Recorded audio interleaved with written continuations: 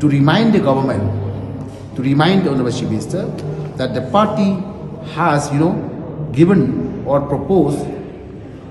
the amendment of the 6th schedule to the Constitution of India. Regarding, the amendment one of the clause 12AB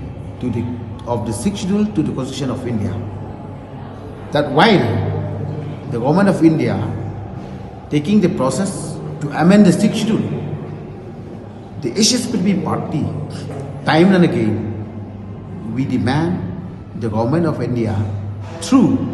the state of Meghalaya to amend the para 12AB by inserting the words governor in place or instead the words President of India, in order to empower the legislation power of the state of Meghalaya